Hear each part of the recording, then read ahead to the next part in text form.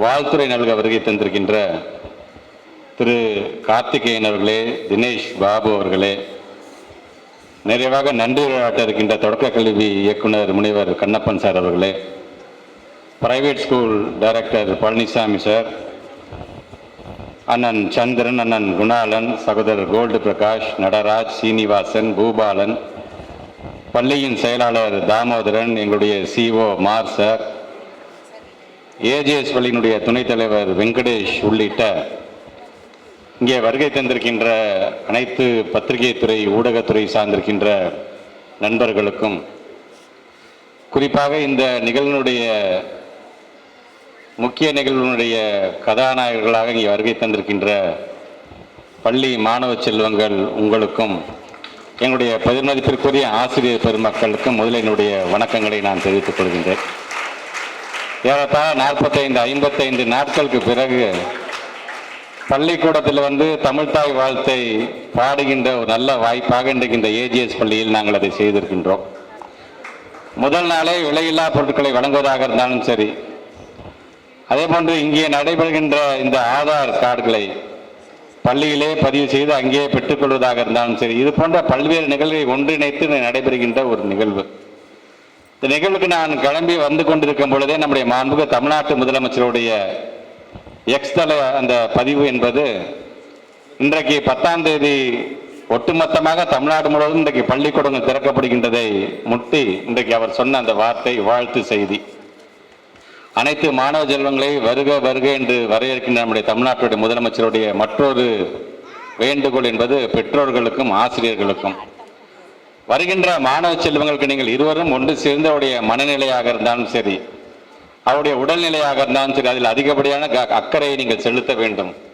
ஒரு மகிழ்ச்சிகரமான ஒரு கற்றலை கற்பித்தலை உருவாக்கி தருகின்ற ஒரு சூழ்நிலையில் அவர்களுக்கான விருப்பமான அந்த விளையாட்டிலும் அவர்களை ஈடுபடுத்தி அவர்களை ஒரு சாதனையாளராக நீங்கள் மாற்றி காட்ட வேண்டும் என்கின்ற வேண்டுகோள் கண்டிப்பாக தொடர்ந்து எப்படி எங்களுடைய ஆசிரியர் பெருமக்கள் அதை தொடர்ந்து செய்து கொண்டிருக்கின்றார்களோ, இந்த கல்வியாண்டிலும் அதை தொடர்ந்து செய்து பல சாதனையாளர்களை உருவாக்கி தருவார்கள் என்கின்ற நம்பிக்கை எங்களுக்கு உண்டு. அந்த நம்பிக்கையை இந்த மேடையிலிருந்து நம்முடைய தமிழ்நாடு முதலமைச்சருக்கு உறுதியாக சொல்ல நான் கடமைப்பட்டிருக்கின்றேன். உரையாற்றி அமர்ந்திருக்கின்றவர்கள் எல்லாம் சொன்னது போலதான் இந்த துறையினுடைய அந்த முக்கியத்துவம், இந்த துறையில் நாம் எடுக்கின்ற ஒவ்வொரு முயற்சி, இந்த துறையினுடைய அறிவிப்புகள், இந்த அறிவிப்புகள் இன்றைக்கு எந்தெந்த அறிவிப்பெல்லாம் செயல்பாட்டுக்கு வந்திருக்கின்றது, இந்த அறிவிப்புகளை இன்னும் நாம் செய்ய வேண்டும். இதையெல்லாம் இன்றைக்கு எங்களுடைய அரசு செயலருடைய தலைமையில் நடந்த அந்த கள ஆய்விலும் நாங்கள் அதை முழுமையாக எடுத்து சொல்லியிருக்கின்றோம்.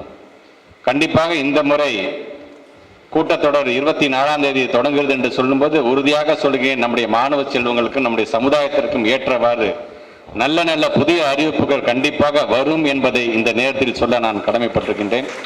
மாணவ செல்வங்கள், ஸ்டூடெண்ட்ஸ், உங்களுக்கு நான் சொல்றது வேண்டுகோள்லாம் ஒன்று தான், நம்முடைய பெற்றவங்க எவ்வளோ கஷ்டப்பட்டு நம்மளை படிக்க வைக்கிறார்கள் என்று தயவுசெய்து நீங்கள் உணர வேண்டும். பள்ளிக்கூடத்துக்கு வரும்பொழுது நம்ம கஷ்டப்பட்டு படிக்க வைக்கிற அப்பா அம்மாவுக்கு நாம் நன்றியோடு இருக்க வேண்டும் என்று சொன்னால் இந்த சமுதாயத்தில் நடமாடக்கூடிய நல்ல பிள்ளைகளாக முதல்ல இருக்க வேண்டும். மதிப்பெண் என்னை பொறுத்த வரைக்கும் அடுத்த விதம் தான். ஆக 12ஆம் வகுப்பு முடிச்சுட்டு போகும்போது இந்த சமுதாயத்தில் நடமாடக்கூடிய நல்ல பிள்ளைகளாக நீங்கள் இருக்க வேண்டும் என்பதுதான் உங்களிடம் ஒரு துறையின் அமைச்சராக நான் வைக்கக்கூடிய வேண்டுகோள்.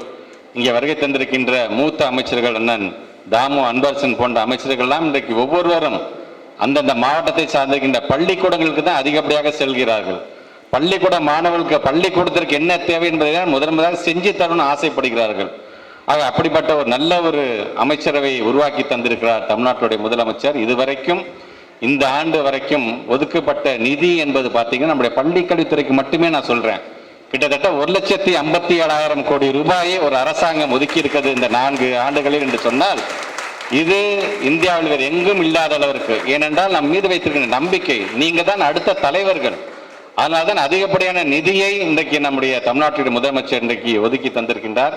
ஒவ்வொரு திட்டத்தையும் நாங்கள் செயல்படுத்தும் போது அது முதல்ல அந்த திட்டத்தை பற்றி கேட்கறது யாருன்னு பார்த்தீங்கன்னா நம்முடைய மாண்புமிகு விளையாட்டுத்துறை அமைச்சராகத்தான். இப்படி திட்டம் சொல்லியிருக்கிறீ, இந்த திட்டத்தை எப்படி செயல்படுத்த போகிறீங்க, இதுக்குன்னு எவ்வளோ நிதி ஒதுக்கப் போகிறீர்கள், இதனால் எத்தனை மாணவர்கள் பயன்பெறப் போகிறார்கள், எப்படிப்பட்ட மாணவர்கள் பயன்பெறப் போகிறார்கள், விளையாட்டுத்துறைக்கு ஏதாச்சும் முக்கியத்துவம் தருகிறீர்களா என்றெல்லாம் ஒரு எண்ணம் தொடர்ந்து கேட்பார். இப்படி இவர்கள்லாம் சேர்ந்து இன்னைக்கு பல திட்டங்களை நாங்கள் உருவாக்கி உங்களுக்கு தருகிறோம் என்று சொல்லும்போது அதை நல்ல விதத்தில் பயன்படுத்திக் கொள்ளுங்கள். நேற்று கூட நான் முதல்வன் திட்டத்தின் மூலமாக 25 மாணவர்கள் லண்டனுக்கு செல்கிறார்கள் என்று சொல்லும்போது நம்முடைய தமிழ்நாட்டுடைய முதலமைச்சர் அவருடைய சிறகுகள் விரியட்டும் என்று இன்னைக்கு ஒரு மகிழ்ச்சிகரமான ஒரு பதிவை செய்திருக்கிறார்கள்.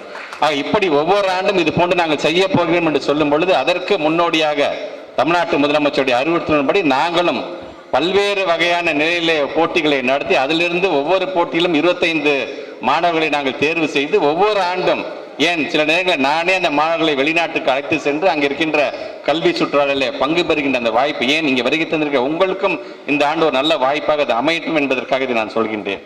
ஆக பல நேரங்களில் அரசு பள்ளியில் கிடைப்பது அரசு பள்ளிக்கு மட்டுமல்ல, உதவி பெறுகின்ற பள்ளிக்கும் செல்ல வேண்டும் என்கின்ற வகையில் தான் இன்னைக்கு பல்வேறு திட்டங்களை படிப்படியாக இன்னைக்கு நம்முடைய தமிழ்நாட்டு முதலமைச்சர் விரிவுபடுத்திக் கொண்டிருக்கின்றார்கள். ஆக அந்த வகையில் விலையில்லா பொருட்களை வழங்குவதாக இருந்தாலும் சரி, இந்த நிகழ்வாக இருந்தாலும் சரி, இது நாள் வரைக்கும் பார்த்தீங்கன்னா இந்த விலையில்லா பொருட்களை வழங்குவதில் காலதாமதம் இருந்தது. கடந்த காலம் என்று சொல்லும்போது ஏதோ அரசியல் பேச என்று நினைக்க வேண்டாம்.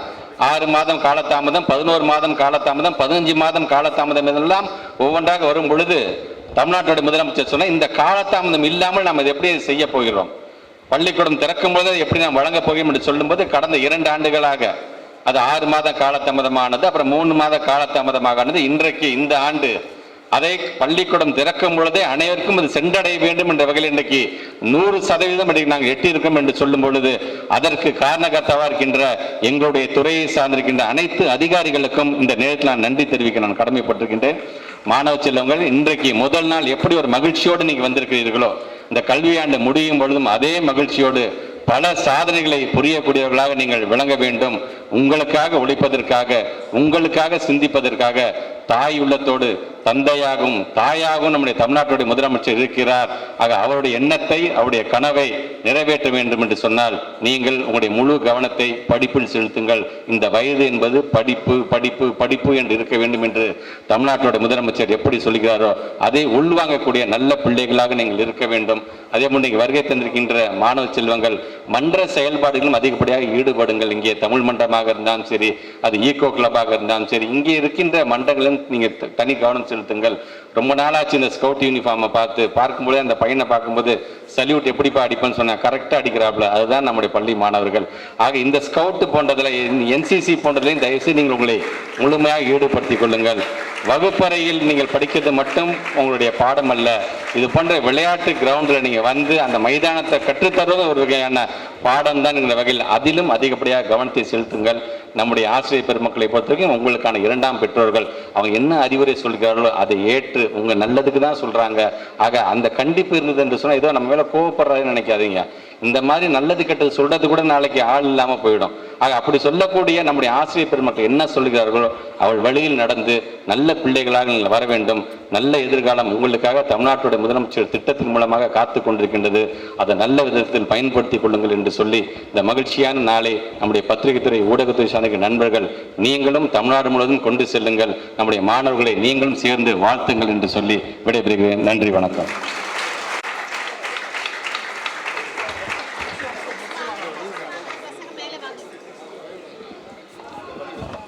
மாண்புமிகு அமைச்சர் பெருமக்கள், மாணவ செல்வங்களுக்கு தற்போது பாட புத்தகங்களை வழங்கி சிறப்பிப்பார்கள். முதலாவதாக செல்வ பாரதி 6ஆம் வகுப்பு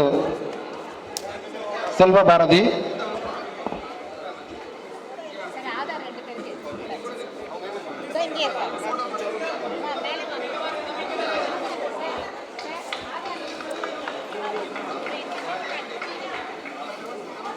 அடுத்து 7ஆம் வகுப்பு ரபியா பேகம்.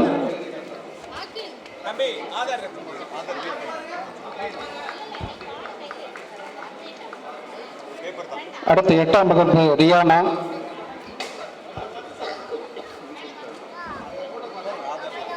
ஒன்பதாம் வகுப்பு நித்யஸ்ரீ.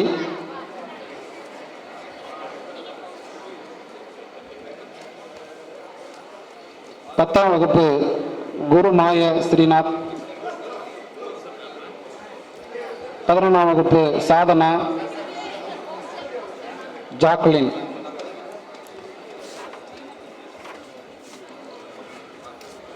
12ஆம்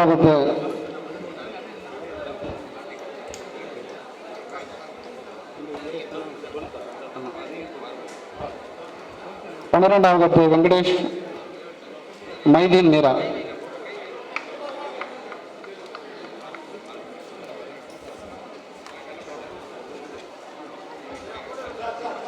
அடுத்து அஞ்சல் துறையின் மூலமாக கணக்கு துவங்கப்பட்டு அதற்கான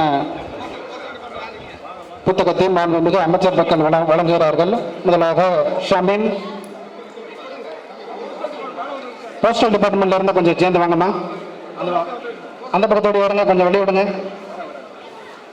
கொஞ்சம் வெளியிடுங்க.